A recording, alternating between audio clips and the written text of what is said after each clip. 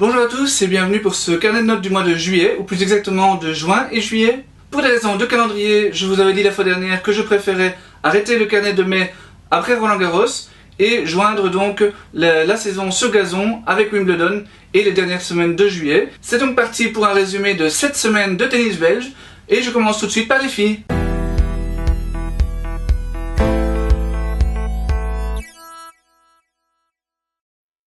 Déjà très performante le mois dernier et assez étonnamment sur terre battue, Kirsten Flipkens décroche cette fois-ci la première place sur son gazon fétiche. C'est à Rose Malen qu'elle débute son parcours et directement elle décroche une finale WTA, la 4e de sa carrière. Sur sa route, elle se débarrasse tout de même de Kiki Bertens, 21e mondiale.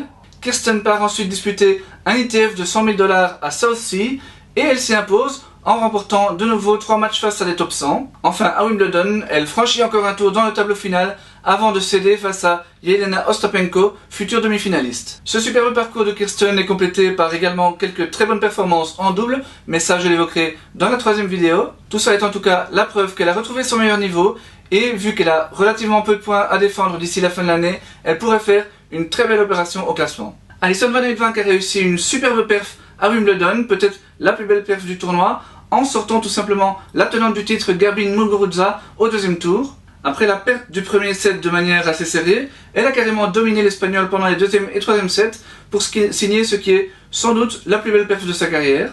Et elle ne s'est pas arrêtée là puisqu'elle a encore battu une tête de série au 3e tour, l'Estonienne Anett Kontaveit. Et en 8e, elle n'a cédé finalement qu'au bout d'un nouveau match très serré face à Daria Kasatkina.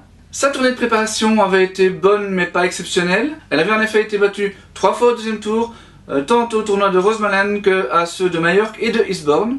A chaque fois elle a été battue en 3 sets très serrés, donc il lui a pas manqué grand chose déjà à ce moment là pour se faire remarquer. Mais elle attendait sans doute un terrain à sa mesure pour créer l'exploit. J'ai un temps hésité à mettre Elise Mertens parmi les déceptions du mois, mais elle a sauvé les meubles en atteignant le 3e tour à Wimbledon.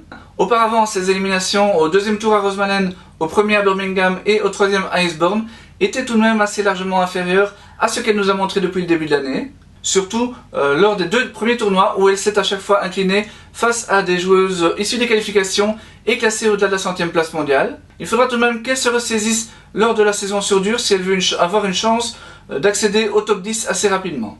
Après une nouvelle saison sur terre battue gâchée par les blessures, Jelena Wickmayer est revenue sur gazon avec des résultats plutôt satisfaisants. Au tournoi ITF de 100 000 $ de Surbiton, elle a tout d'abord atteint un bon quart de finale. Battue d'entrée à Birmingham, elle a tout de même franchi 2 tours à Wimbledon, en battant notamment Andrea Petkovic. On sait que l'Allemande est également à la recherche de son meilleur niveau après pas mal de pépins physiques. En tout cas, ce 16e de finale en Grand Chelem, le premier depuis 2 ans, permet tout de même à Jelena de retrouver sa place dans le top 100. Anne-Sophie Mestach s'enfonce un tout petit peu plus au classement, où elle est sortie du top 10 belge même, ça on le verra tout à l'heure.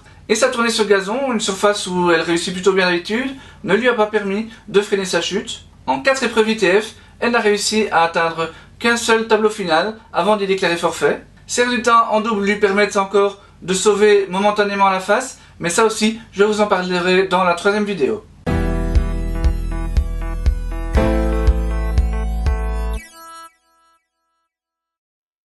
Le renouveau d'Arthur de Greef en mai, concrétisé par sa 2e victoire en Challenger à Ostrava, s'est confirmé lors de cette première moitié de l'été. S'il a débuté la période en juin par un abandon dès le premier tour à Chimkent, il s'est directement repris 2 semaines plus tard en atteignant une nouvelle finale. C'était au Challenger de Poprad Tartry. En demi, il a notamment battu le Hongrois Attila Balázs, qu'on avait vu en Coupe Davis.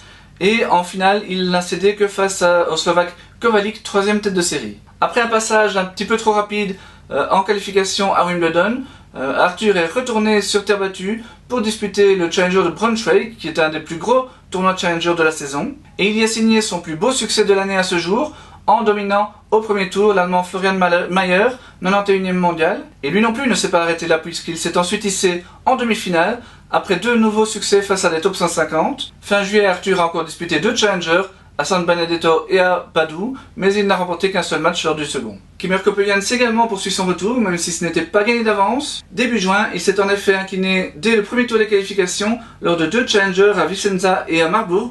À Braunschweig, il parvient enfin à atteindre le tableau final, mais il s'y incline assez largement au premier tour. C'est en fait à Scheveningen qu'il a vraiment retrouvé ses meilleures sensations. Il y sort également des qualifications avant de poursuivre sa route jusqu'en demi-finale en battant 3 joueurs du top 250. Ce tournoi est une vraie bouffée d'air pour Kimmer qui n'avait plus atteint un dernier carré depuis mai 2017. Lors de son dernier tournoi à Tampere, il a encore franchi un tour avant de ne céder qu'en 3-7 très serrés au bout de 3 heures de jeu face à l'Argentin Trungeliti, qui est 148e mondial et dont vous vous souvenez peut-être parce qu'il avait marqué les esprits à Roland-Garros en étant repêché des qualifications et en franchissant un tour dans le tableau final. Comme l'an dernier, Ruben Bemelmans a réussi un superbe tournoi à Wimbledon. En qualification, il a remporté très facilement ses 3 matchs, notamment le 3e tour, disputé donc normalement en 5 manches, mais où il n'a eu besoin que de 3 sets très secs pour vaincre Bernard Tomic, tout de même ancien quart de finaliste. Et dans le grand tableau, Ruben a ensuite disputé 2 matchs marathon. Le premier pour battre Steve Johnson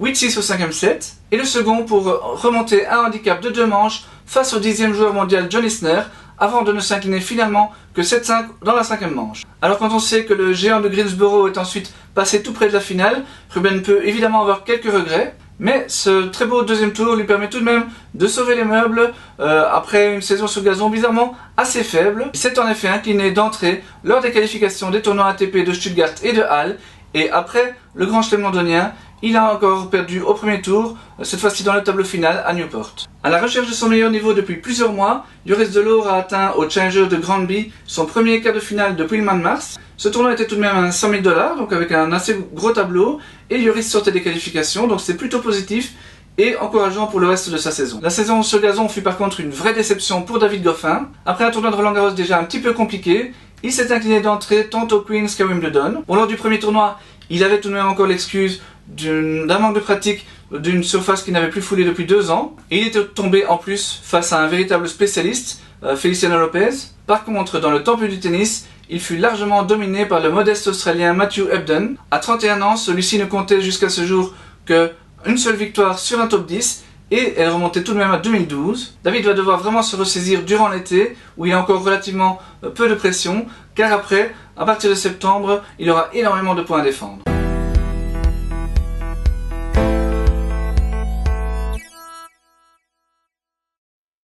Au classement, justement, David a reculé de 2 places, alors qu'il n'avait pas le moindre point à défendre durant cette longue période. Mais c'est surtout son classement à la race, où il est désormais 21e, qui est interpellant. Bon, sauf exploit à l'US Open, il peut quasiment déjà faire une croix sur le Masters, mais il faut au moins que d'ici la fin d'année, il arrive à remonter jusque dans le top 16, car dès l'Open d'Australie, le nombre de têtes de série va repasser de 32 à 16, et il pourrait très bien ne pas bénéficier de cette protection à Melbourne.